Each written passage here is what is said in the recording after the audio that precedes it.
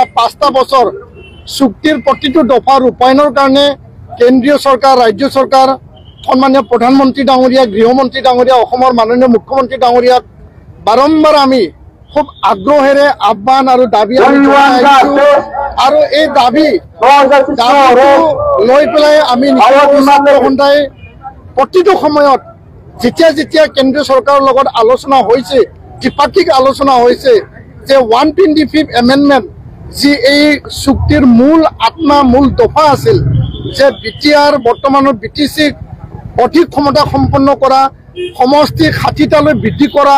সীমা সম্প্ৰসাৰণ গহপুৰলৈকে অধিক গাঁও অন্তৰ্ভুক্তৰ যি বিষয় ইয়াত থকা যি পাৱাৰ এণ্ড ফাংচন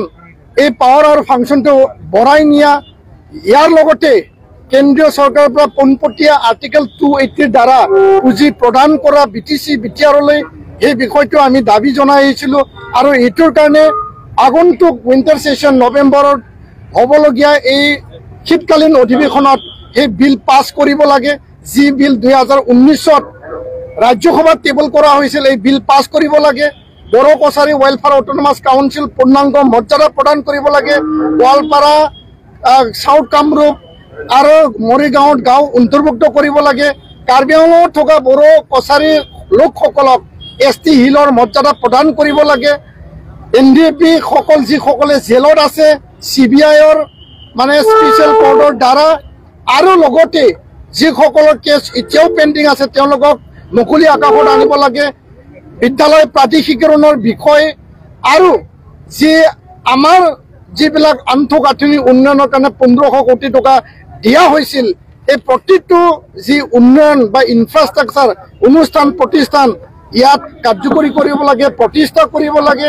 আৰু এই বিষয়সমূহ লৈ পেলাই আজি নিখিল বড়ো ছাত্ৰ সন্থাই প্ৰায় 10টা মানে দাবী সন্মিলিত এটা স্মাৰকপত্ৰ এটা ৰিমাইণ্ডাৰ আমি ডিচিৰ জৰিয়তে সন্মানীয় গৃহমন্ত্ৰী ডাঙৰীয়া সন্মানীয় মুখ্যমন্ত্ৰী ডাঙৰীয়াক আমি প্ৰেৰণ কৰিম আৰু এই কথাটো আমি উপলব্ধি কৰিছোঁ যে চুক্তি কৰাৰ সময়ত যি ধৰণে বড়ো চুক্তি বড়ো শান্তি চুক্তিক আগ ধৰি পেলাই আলফা চুক্তি আদিবাসী চুক্তি কাৰ্বি চুক্তি ডিমাচা চুক্তি NLFT চুক্তি ATTF চুক্তি মণিপুৰৰ চুক্তি আৰু লগতে ইয়াত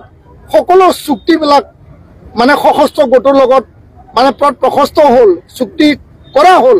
আজি চুক্তি ৰূপায়ণৰ ক্ষেত্ৰত কেন্দ্ৰীয় চৰকাৰে কিয় প্ৰতাৰণা কৰিব বিচাৰে তেওঁলোকে আমাক প্ৰতাৰণাৰ দিশত লৈ যাব বিচাৰিছে নেকি আৰু ইয়াৰ কাৰণে আমাৰ এতিয়াও বিশ্বাস আছে কেন্দ্ৰীয় গৃহমন্ত্ৰী ডাঙৰীয়ালৈ প্ৰধানমন্ত্ৰী ডাঙৰীয়ালৈ আমাৰ আন্তৰিক এটা বিশ্বাস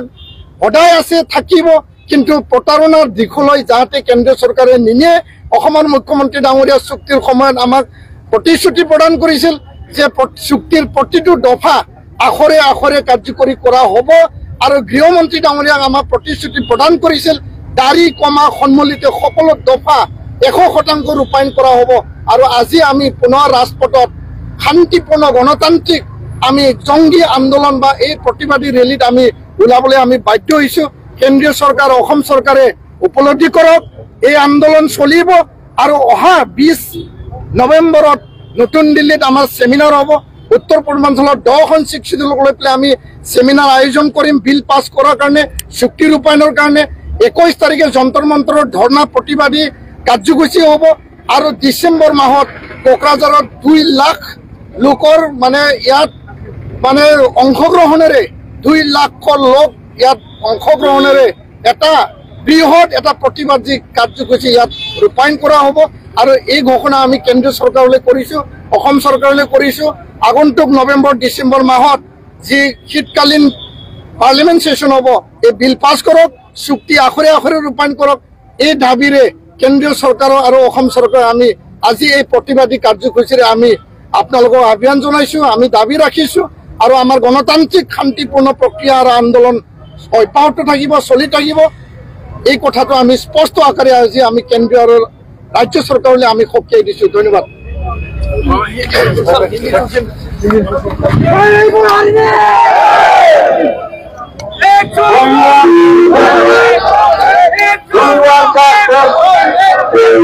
আমাৰ